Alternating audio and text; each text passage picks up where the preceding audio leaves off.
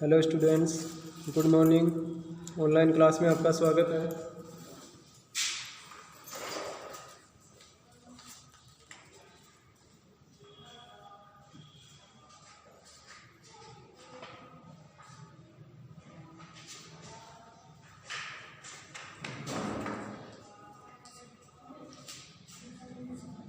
आज हम पढ़ेंगे 7.1 का चौथा प्रश्न। 7.1 का चौथा प्रश्न है, 8 घंटे एक दिन की कौन सी दिन है?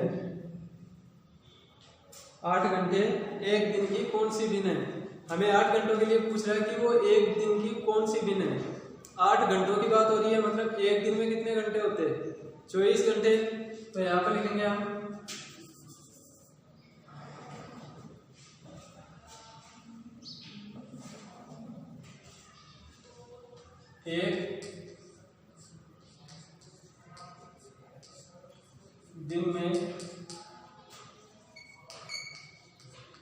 एक दिन में घंटों की संख्या बराबर 24 घंटे। एक दिन में घंटों की संख्या बराबर 24 होती है। हमें बताना है कि 8 घंटे एक दिन की कौन सी दिन है। तो हम लिखेंगे 8 घंटों की एक दिन से दिन। 8 घंटों की एक दिन से दिन किसकी पूछ रहा है हमें? 8 घंटों की किससे पूछ रहा है? एक दिन से, मतलब जिसकी पूछ रहा है उसको तो हमें अंश में रखना है, और जिससे पूछ रहा है उसको हमें हर में रखना है। हमें पूछ रहा है 8 घंटों की, तो इसको तो हमें अंश में लिखना है, और एक दिन से पूछ रहा है, एक दिन से पूछ रहा है तो उसको हमें हर में लिखना है।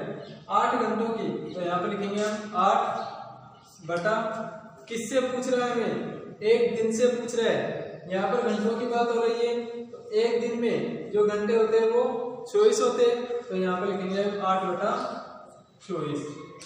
ये हो जाएगा इसका उत्तर। फिर अगला 40 मिनट एक घंटे की, 40 मिनट एक घंटे की कौन सी दिन है? हमें बताना है कि 40 मिनट एक घंटे की कौन सी दिन है। तो 40 मिनट की बात हो रही है, तो एक घंटे में कितने मिनट होते हैं वो लिखने हैं हमें पहले।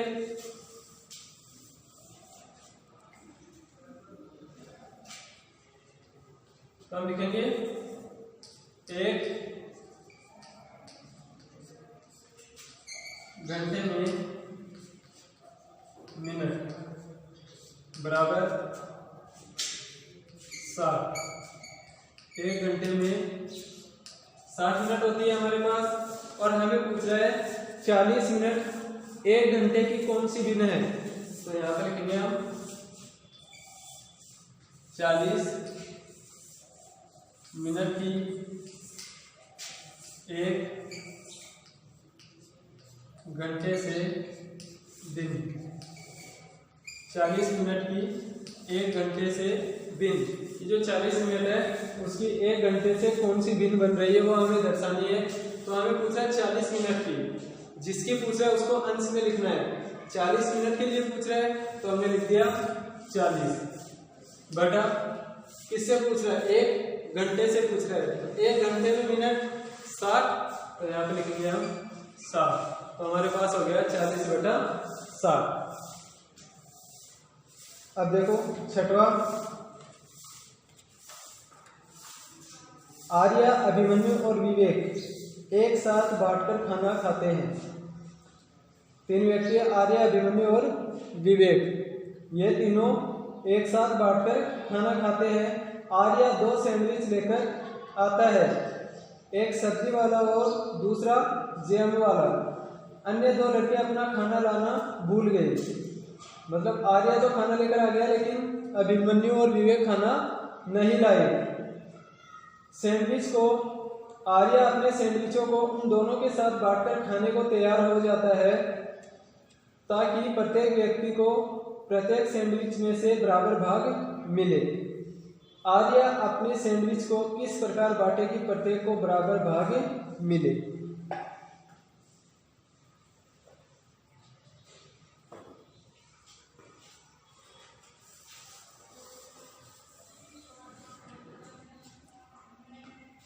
अभिमन्यु और विवेक वो दोनों खाना लाना भूल गए। आर्या खाना लेकर आया है तो वो 2 सैंडविच लेकर आया है। 2 सैंडविच वो लेकर आया है।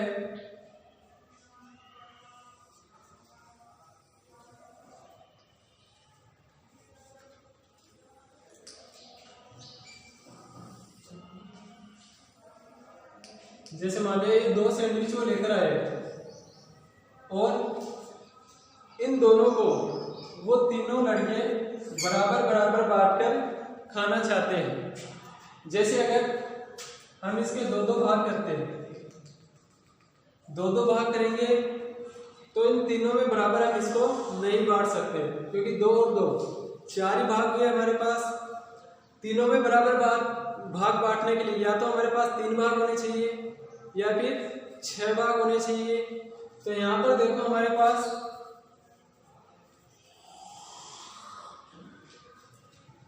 यहाँ पर हमें क्या करना है,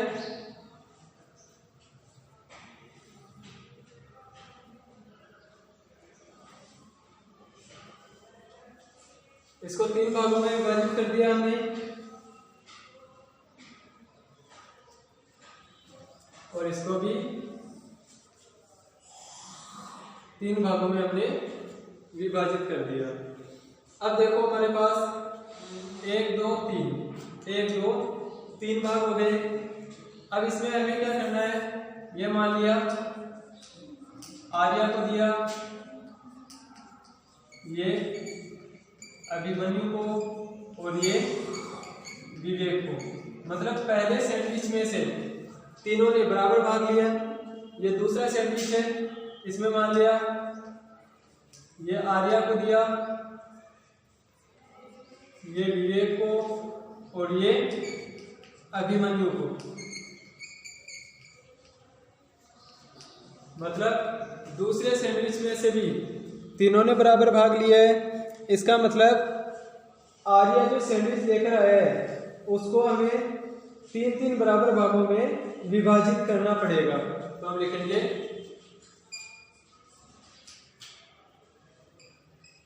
आर्या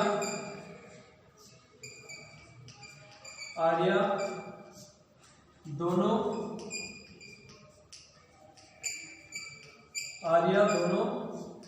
सैंडविचों को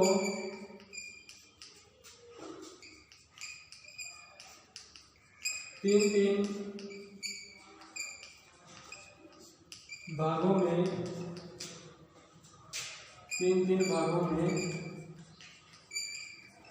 विभाजित करेगा, जिससे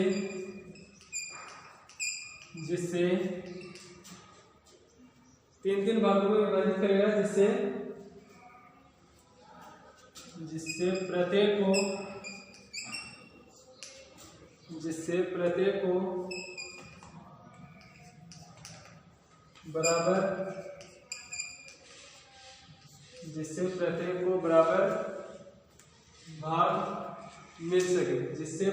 को बराबर भाग मिल सके, आर्या प्रत्येक सैंडविच को 3-3 भागों में विभाजित करेगा, जिससे प्रत्येक को बराबर भाग मिल सके। फिर दूसरा है प्रत्येक लड़के को एक सैंडविच का कौन सा भाग मिलेगा।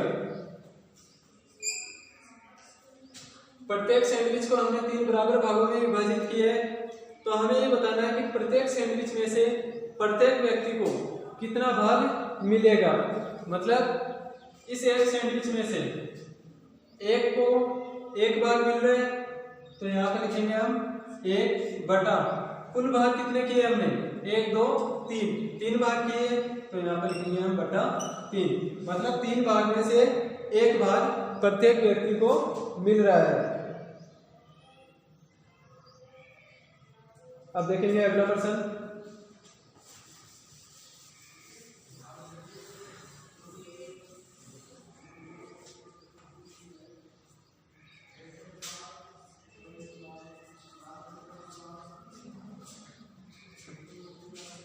7वां प्रश्न है, कंचन ड्रेसों को रंगती है। उसे 30 ड्रेस रंगनी थी, उसने अब तक 20 ड्रेस रंग ली। उसने ड्रेसों की कितनी भिन्न रंग ली?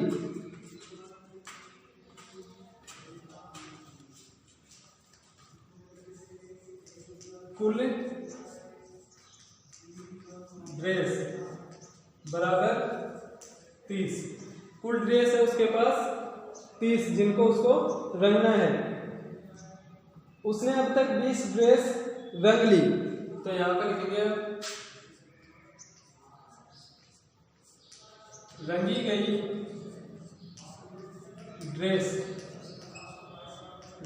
ड्रेस है 20। कुल ड्रेस 30 है और जो रंगी हुई ड्रेस है, मतलब उसने जो ड्रेस रंग ली है वो है 20। तो हमें पूछा कि उसने ड्रेसों की कितनी भिन्न रंग ली है, तो यहाँ पर लिखेंगे हम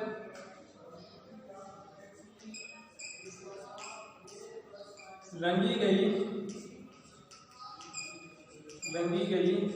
ड्रेसों से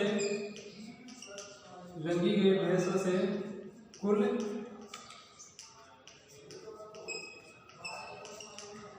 रंगी गई ड्रेसों की कुल ड्रेसों से भिन्न।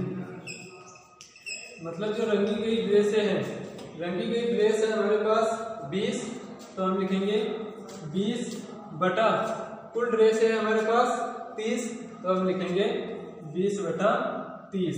मतलब कुल 30 ड्रेसों में से उसने 20 ड्रेस रंग ली है और उसके लिए हमारे पास भिन्न प्राप्त हुई है 20 बटा 30।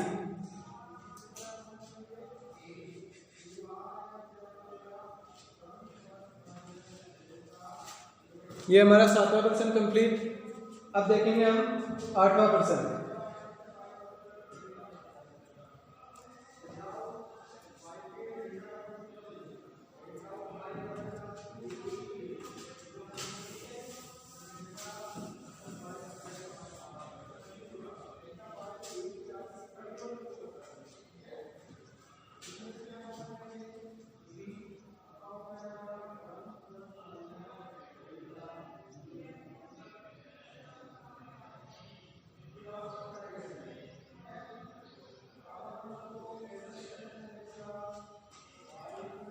दो से 12 तक प्राकृत संख्या है, तो लिखेंगे 2 से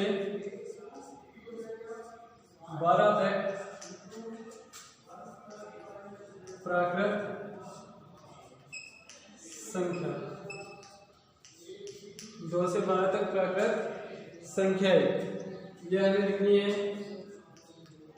तो 2 से 12 तक हमारे पास हो जाएगी 2, 3, 4, 5, 6, 7, 8, 9, 10, 11 और 12। 2 से 12 तक हमारे पास हो गई प्राकृत संख्याएं।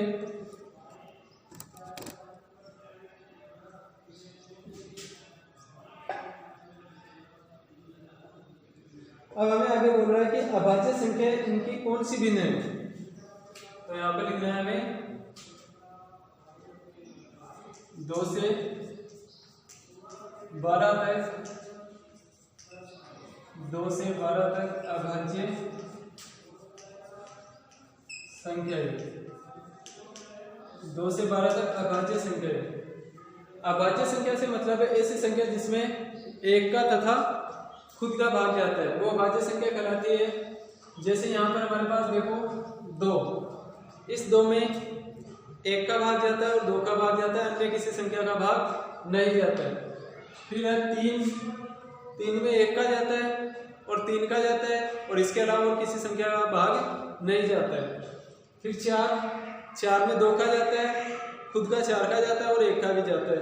5 में 1 का जाता है और खुद का ही जाता है, दूसरी किसी भी संख्या का भाग नहीं जाता है।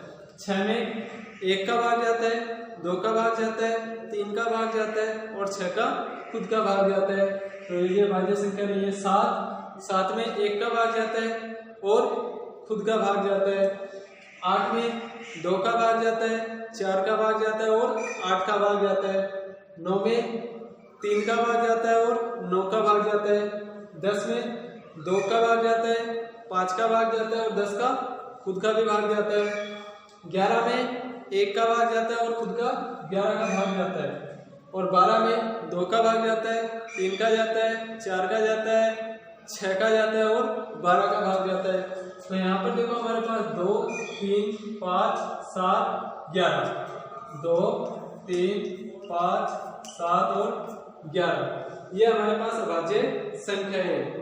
और कुल संख्या कितनी है? कुल संख्या है, कुल संख्या हमारे पास हो रही है 1, 2, 3, 4, 5, 6, 7, 8, 9, 10, 11। तो यहाँ पर लिखेंगे हम 11। कुल संख्या हमारे पास 11 है। तो यहाँ पर हमें इसकी भिन्न दर्शानी है। और जो अभाज्य संख्या है वो हमारे पास आ रही है कितनी? 5। अभाज्य संख्या हमारे पास कितनी आ रही है? 5। अभाज्य संख्या 5 है हमारे पास। तो हम लिखेंगे अभाज्य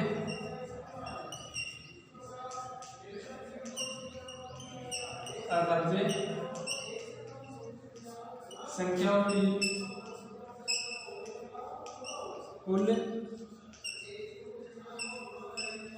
अभाज्य संख्याओं की कुल संख्याओं से भिन्न। अभाज्य संख्याओं की कुल संख्याओं से भिन्न।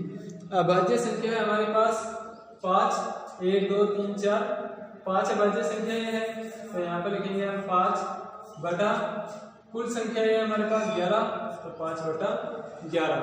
तो अभाज्य संख्याओं की 2 से 12 तक की अभाज्य संख्याओं की इन कुल संख्याओं से भिन्न हो जाएगी हमारे पास 5 बटा 11।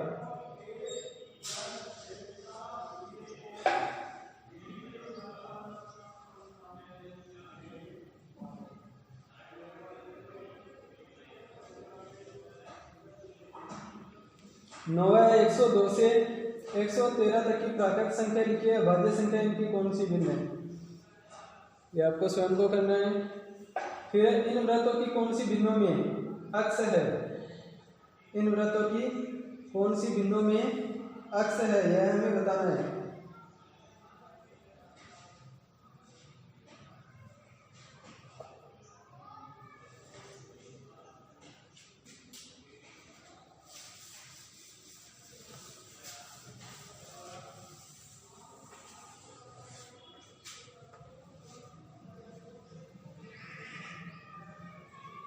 हमें वृत्त दिए गए हैं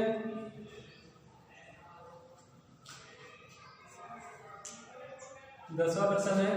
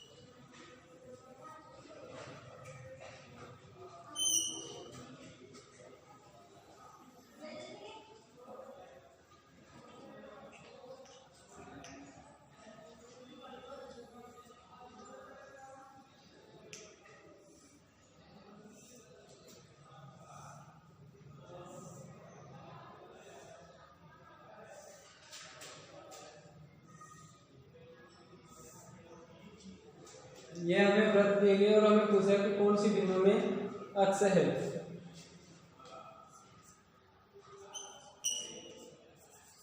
अक्ष वाले वृत्तों की कुल वृत्तों से भिन्न। अक्ष वाले वृत्तों की कुल वृत्तों से भिन्न हमें बतानी है। तो अक्ष वाले वृत्त है हमारे पास 1, 2, 3, 4। तो हम लिखेंगे 4 बटा कुल वृत्त है हमारे पास 1, 2, 3, 4, 5, 6, 7, 8। तो 4 बटा 8 हो जाएगी।